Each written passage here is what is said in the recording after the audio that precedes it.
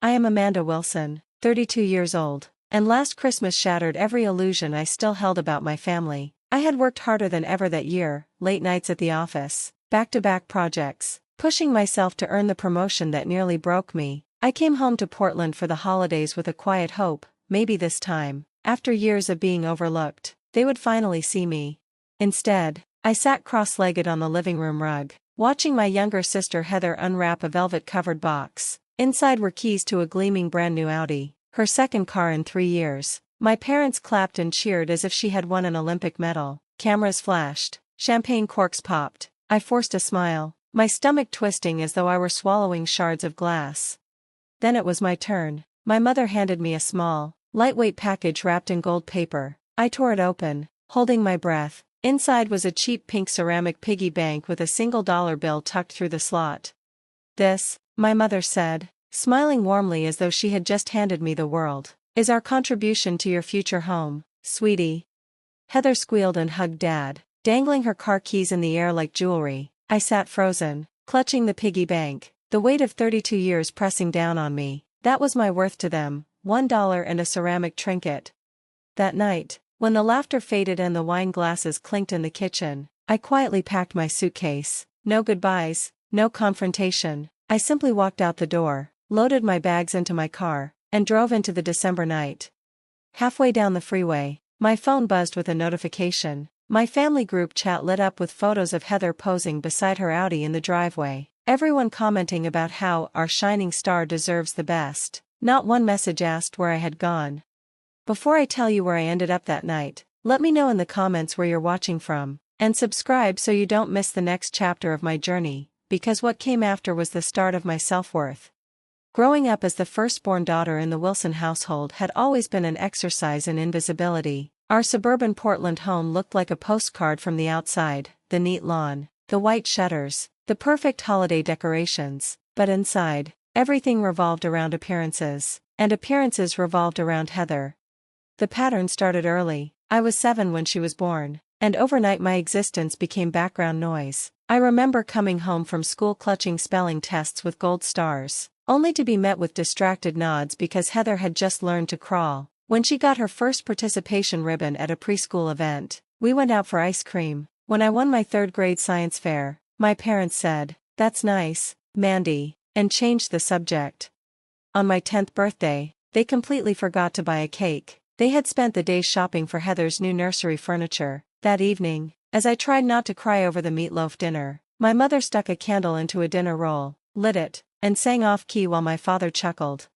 "Amanda," he said afterward, "you're old enough to understand. Your sister needs more attention right now."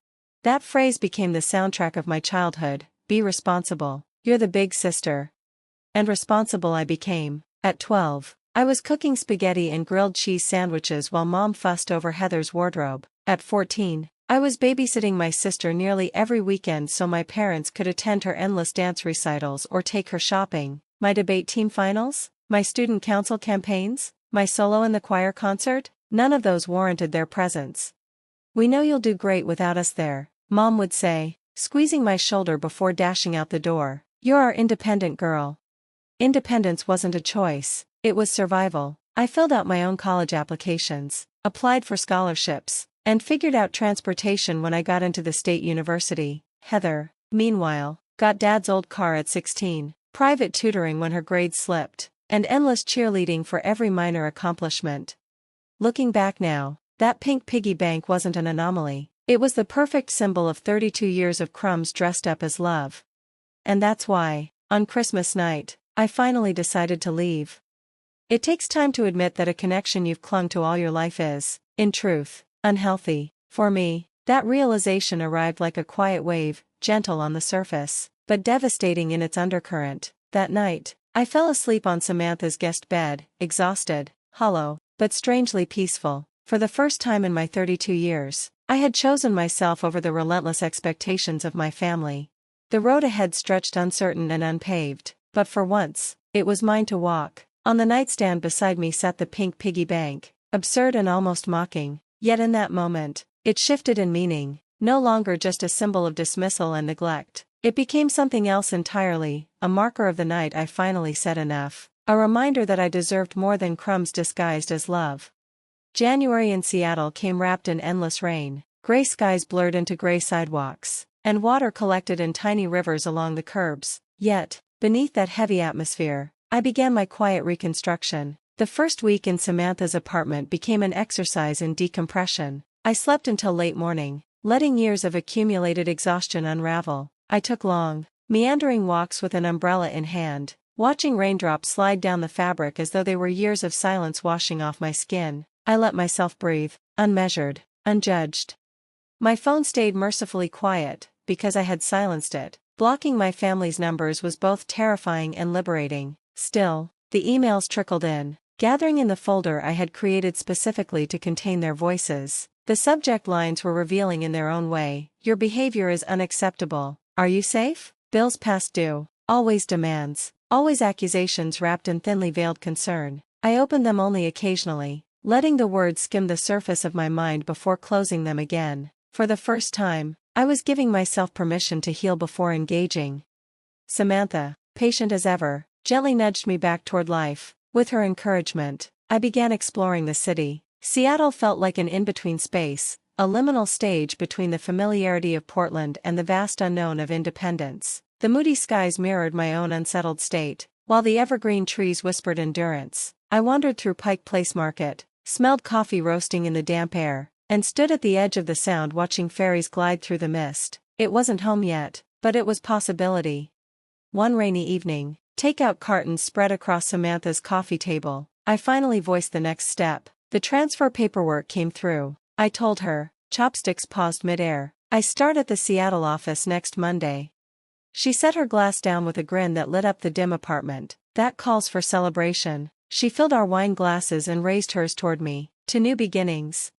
My first week in the Seattle office exceeded anything I dared hope for. The team was warm, the project's ambitious, and the creative director actually listened. He leafed through my portfolio, stopping to study the eco-conscious design I had spearheaded in Portland. We've got a major pitch next month for Westside development, he told me, tapping the page. I'd like you to take the lead on the sustainable elements. This is exactly the direction we need. Recognition, trust, opportunity. Words that should have been ordinary, yet to me, felt revolutionary. After years of being the invisible one, at home, and even at times in Portland's office, suddenly my work mattered. My presence mattered. With stability at work, I turned to carving out a life outside of Samantha's safety net. She had been an anchor in the storm, but I knew I needed to plant roots of my own. Apartment hunting became a mix of frustration and discovery, until one rainy afternoon I stepped into a sunlit one-bedroom in Capitol Hill. Tall windows poured in soft light, perfect for sketching. The hardwood floors gleamed with character, and from the balcony I could glimpse the Seattle skyline through the drizzle. It was more expensive than my Portland place, yes, but it felt like me. This is definitely you, Samantha said as we carried boxes inside the following weekend. She set down a lamp and surveyed the room with a grin. I can already see your personality here.